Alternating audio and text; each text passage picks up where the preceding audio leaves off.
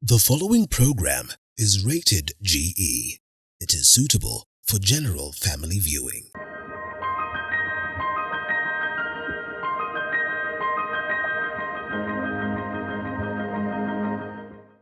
Well, Madam Nancy Munyi is our host today on Beyond the Limit. She is the founder and the director of Rare Gem Talent Dyslexic School or Dyslexia School. So we'll be just having a chit chat with her to get us to walk us through her journey, basically coming up with this school, and perhaps just tell us what it takes to make sure that you train these students who have special needs. Why I say students with special needs is because, well, in as much as it's a dyslexia school, there's more of categories in relation to, just students who have some special needs. And therefore, we get to this conversation shortly. My name is Linda Alela. It's a pleasure to have you. Karibu sana on Beyond the Limit. Nancy, thank you so much for hosting us.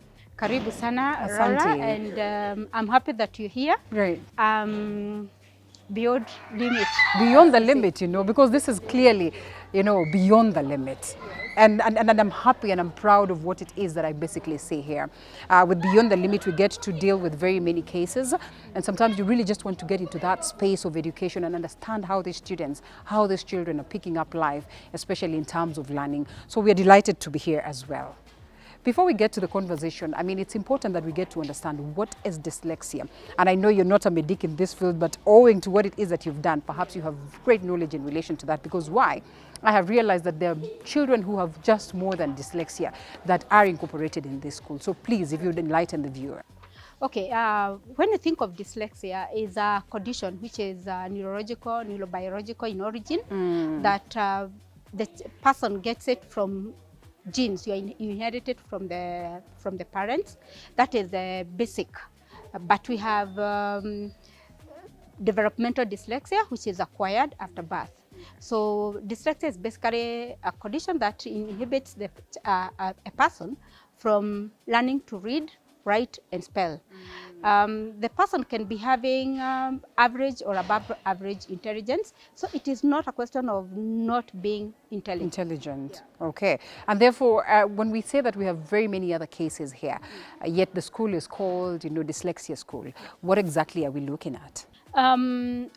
When you think of dyslexia, every other person who is, there are cases where student could be having or somebody could be having another defect but still have dyslexia. Okay. So it doesn't come alone. Sometimes it comes with other neurobiological conditions like ADHD and mild autism. Okay. Or, it does come with other neurobiological conditions. So why we have several cases here, we only have those children who we can be able to support, meaning that even if they have ADHD, they are in a situation where they can calm down, sit in class, and can be guided and directed. Okay. The same case with the mild autistic cases, where children can be able to, a child can be able to sit down, be calm, and it can be directed academically and in other life skills. Okay, beautiful. Now, when we're talking about dyslexia itself, just how important is early diagnosis? Because I'm assuming that most of the parents who probably do not get to know whether their children have this condition and all that. Well, thank you very much. And I think this is where we need to make sure that the early diagnosis is done early as even before the child goes to school, because of proper placement. Because there are some children who are not properly placed because the people who are giving them support, either parents or the teachers, do not understand that these children have dyslexia. The purpose or the importance of early diagnosis is that not for only dyslexia, but for every other condition. If early diagnosis is made, then intervention is done, then what could make somebody have difficulty later in life, it is already mitigated. Okay. So therefore, early diagnosis is the way to go for not just dyslexia, but every condition. And then when the diagnoses are done, you already have a pathway of how do you plan your strategies. Okay. How do you plan support for this child? And then also for proper placement, because there are some children who are placed wrongly because diagnosis was not done early enough. Stage. Beautiful. So let us talk about you and the starting of this school. Perhaps some element of personal connection, or what got you thinking about this? Well, it is interesting because I am a mother of a son with dyslexia. All right. And I realized my son has dyslexia when he was, I used to teach him, was lucky because I taught him in his kindergarten. So though I'm So you're a teacher? I am a teacher. I'm a special needs teacher. All right. And it's actually not for him that I went for special need. It's because of other children that I had. But yeah, it's because my son and my nephew have dyslexia, and that's why after creating awareness and telling people that there are children who could be having this condition and the teachers don't know how to give support, and especially coming from the background of teaching, and I realized that not every teacher is gifted or capable of doing this. Is capable, especially because even in our training, as teacher training colleges, we are not equipped with the knowledge. Because for myself, I had to get information from outside, not here, of how to diagnose, to intervene, and to support. So when I supported my son and he joined high school, then I had all this information that I wanted to share with parents, and we started creating awareness. It happens that my twin sister has a son. Oh, you have a twin sister? I have a twin sister, and who has a son with dyslexia. Okay, so this was purely genetical, I would say. Yes. Okay. Actually, even I have my cousin who has like 4 children with dyslexia. Therefore, yeah, and not because of developmental factor, is that it is running in our genes. Therefore, after I realized and I was able to give my son and my nephew some support, working with my sister, we realized that there was a huge gap because parents kept on coming to us. And some even asked if we could have their children in our home so that they can attend the school that we were going or the school that I was teaching, so that I can give them support. But I didn't have the capacity to do that, and that's how we started Reagem Talent School. How old now? This is the 12th year. Yeah, we have been existing since 2012. Okay. Yeah. Beautiful. So your son, your nephew, they're not here. They're not grown. here. They are old. My son is 29. Beautiful. How is he managing out there? I usually say it was because of early diagnosis, like we had said, and the intervention. Because by the time he was doing his class 8, he was okay. He could read and he could spell and he could write composition, though it is not as beautiful as his brother could do. Okay. Yeah. All right. So here we are. What do they get here when they come to school? Just how special and different is it? And when you're talking about the curriculum, are we looking at the curriculum that we have as a country, or there's a special curriculum for them? Us at Reagem, we practice the curriculum that is in the country. But what we do, we modify it to fit, or to modify it to fit the children that we have. Here, we don't say that you are in grade 4 and you are performing, or your academic is according as grade 4. Okay. So what we do, we use differentiated instruction, meaning that you could be in grade 4, but your performance is like in grade 2. So we get you back to where you are. We get back down to your level. So ours is more of child-centered. We practice child-centered program, or teacher program. And that is the uniqueness of it. Let us just talk about the curriculum in the country and now adjusting to that, because this is a special case and perhaps this needs to be acknowledged at that national level. Has that been acknowledged? How different is it? How easy has it been for you to make this understood? Well, I think with having been there for now the 12th year, I would say that it's becoming easier and easier. We started with the hardship, where even the government was hard to understand, and even the parents and other schools, that they could even not accept that they could be having children with dyslexia in the schools. Even the parents not understanding that this child is not stupid, not refusing to learn or like not interested, but he has another condition that if it doesn't matter even if you take him to a bigger school, it doesn't matter, but the child has dyslexia. So things are becoming easier and easier, and that's why you find that people are starting to request for our service here and there. For the purpose of learning and teaching, I have designed a magic blending book that is ideal for teaching learners to read and to read and form words. The magic is about it is because the child can be able to do phonemic awareness, segment, and manipulate sounds to form words. So it's magic because it is helping those who are struggling and the beginners to be able to read. Okay. You have gone to what level? In Rejam Talent School, we have kindergarten to grade 6, and then we have junior secondary school, that is grade 7 and grade 8, and we also have the 844 now because we have Form 1 to Form 4. Beautiful, Form 1 to Form 4. I am curious, and I've seen them, you know, little march of grown girls and boys here and there. Sometimes they have their hormones running down in them, relationships and all that, and how they interact. Okay, just like any other institution, these are children. Okay. And we won't say that we lock them and those things that we don't find them here. But we have counseling on talk to them and tell them about how the body changes. They need to know that. And that's what we do. Okay. You wanted to say something? Yeah, so I was saying that it is not like they are separate. They are just like every other child. Okay, boarding, day? We have both boarding and day school. Okay, both boarding and day school. It must be tricky or perhaps quite some work trying to manage them. Yeah, we have quite a number of staffs working around here, adults staying with them.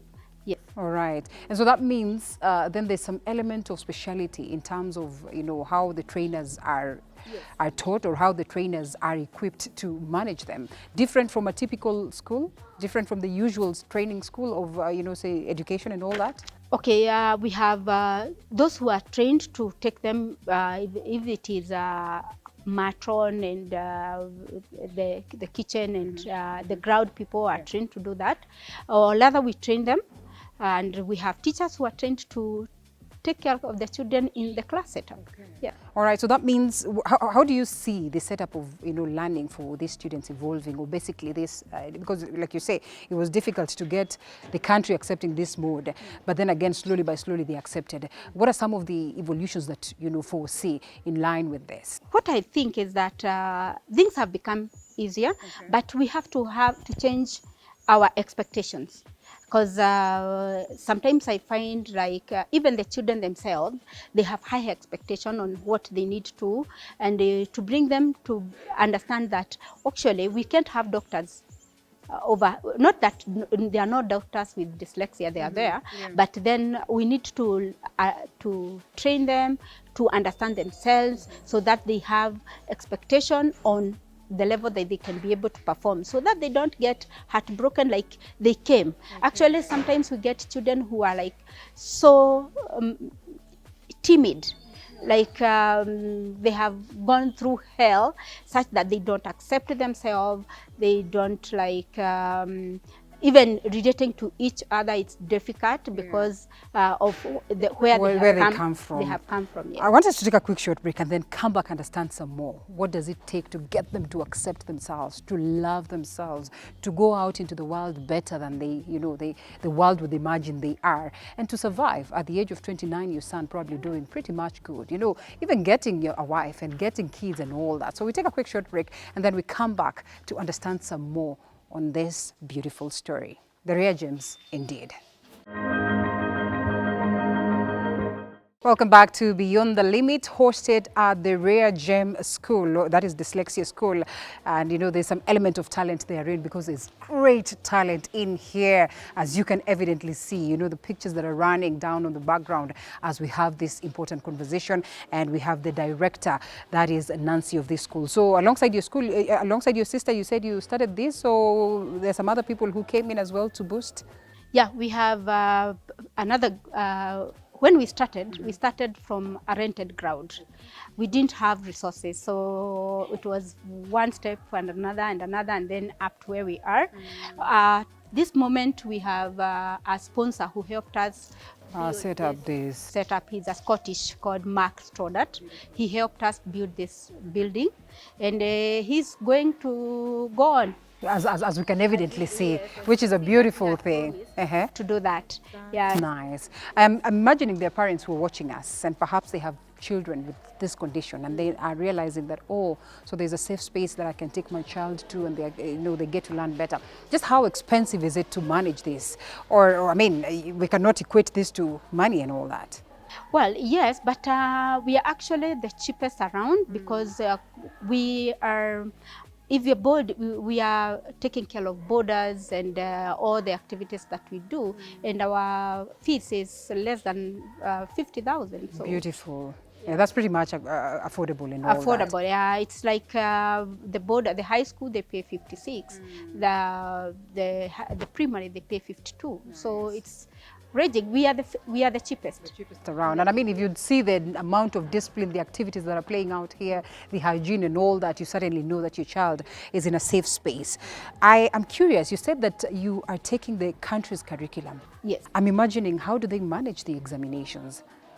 I would say that when we started our first KCPE that we did in 2016, it was difficult because it looks like nobody understood that there is this hidden disability, that children needed support. So when I walked to Kenya National Examination Council, I asked for support, and I found very friendly people, and they gave us support. Though it is not like what I had expected, because when you compare this with the international curriculum, they get more support because they are able to work with the technology. They could have somebody reading the exam for them. They have exam set in such a way it's audio, and they can be able to answer. We have not reached there, but so far, because we are getting extra time, and just last year we had somebody came and asked us, did you ask that we read for you the exam? And he graduated, did that to our grade 6. Beautiful. Yeah. And so there's some element of success stories that have come out of this place. Absolutely. Nice. Yeah, so I can't say that things are like the way it was. So we are getting there, and I'm hoping that with few other, maybe even the end of this year, they will come and say, we are supporting you fully. We are going to have read for you, everyone, because what you need to do, we have to have a child assessed first, proved that he has dyslexia or she has dyslexia by a doctor and an assessor, and then you take that document to Kenya National Examination Council, and there you are. They will require our letter to show them that this is the kind of support we have been given the children in the class. Okay. So this is what we are requesting extended during exam. Yeah. So here we are, and we're talking about releasing these students to the world. But even before that, you must have gone through lots of challenges. What is this one particular one that you would love addressed? And the moment it's addressed, you're like, now we are getting it right. It's my passion. Like dyslexia is my passion. Having seen my son succeed and able to read for himself, and actually he's now working in a large corporate where he has done a degree in ICT. So you see, he even went to university where you would think that he wouldn't go to university. So I am saying dyslexia is not like what people think. I have also helped quite a number of children to learn to read. Just recently I had a student who came back here from Form 4, who graduated in Form 4, and he came back and told me, you know how you changed my life. Just because he came here in Form 1, he was not able to read, and by the time he was succeeding in Form 4, he sat for KCSE by himself without support then, and he got a good dip. And I think that is a beautiful thing to see, that they go out there and they fruition, they go out there and they grow. And you know, we speak about these successful stories. What are some of the things that you actually equip them at this very level?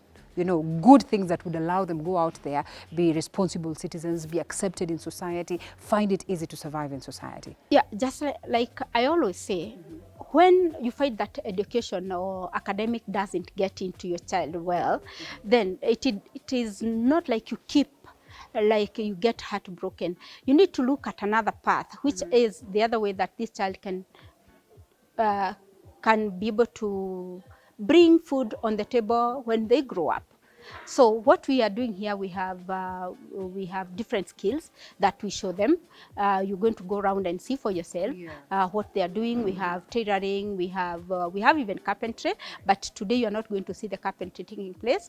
But just because we do not have many rooms, we do these activities, borrowed rooms in different times. So today is where we say that we are searching talent. So every child is in different groups outside academic. So there are those who are in tailoring, there are those who are doing chess, there are those who are doing beading, there are those who are doing tapestry.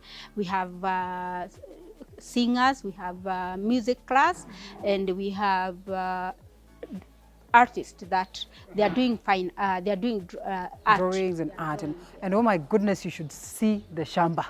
Yeah, okay, I didn't say that. Yeah, we also have, it's actually the children who have done that through the guidance with one of our teachers who is so passionate about the garden.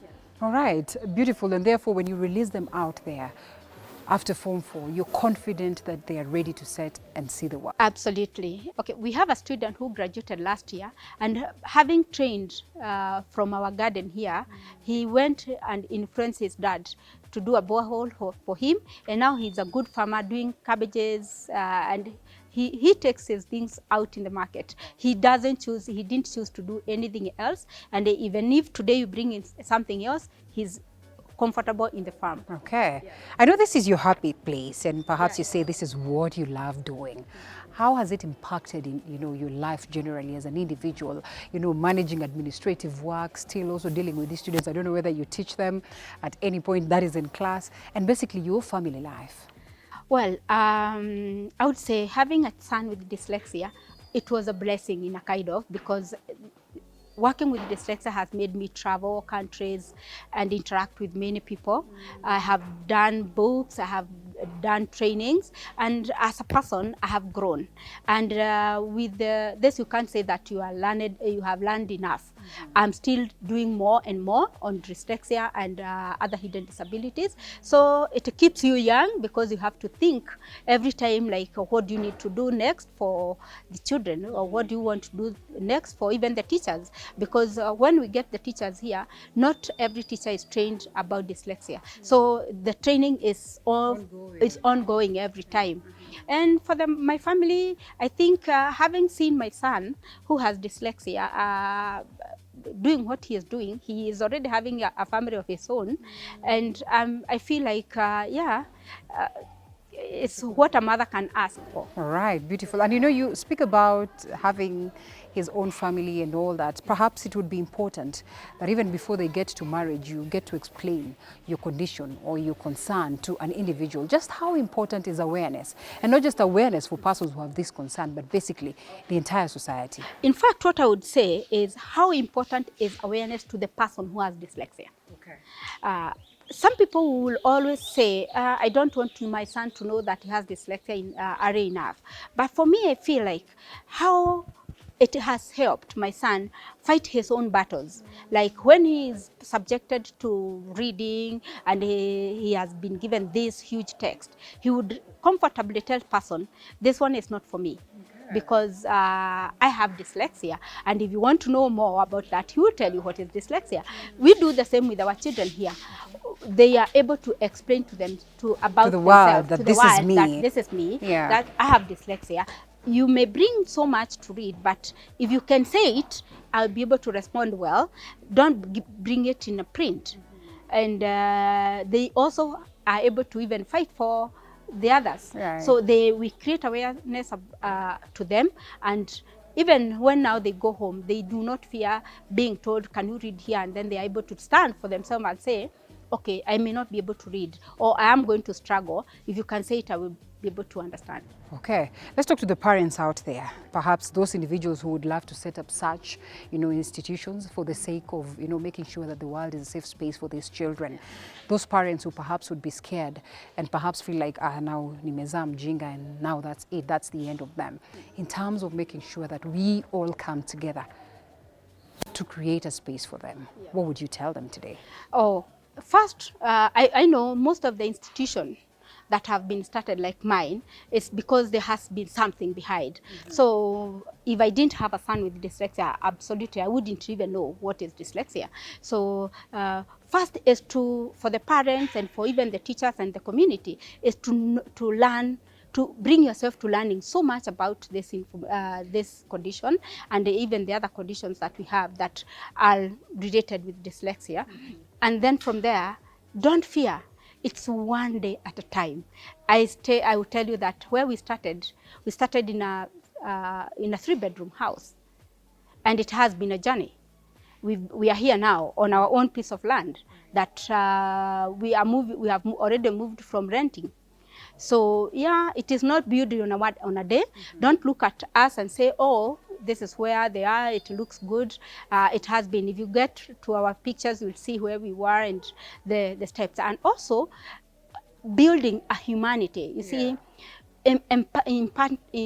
giving people who had lost hope, giving them a chance to see tomorrow. That is our desire, and that should be the desire for every other person who would think of setting such a thing. It is not about money. Okay, Nancy Munyimi, thank you so much. The spirit is just beyond the limit. My name is Linda Lela. Thank you so much for hosting us. We look forward to, just interact with the kids some more before we call it a day. But as well, we look forward to see you again sometime next week on Beyond the Limit. There are beautiful stories out there. You have no reason whatsoever to give up hope. Bye-bye.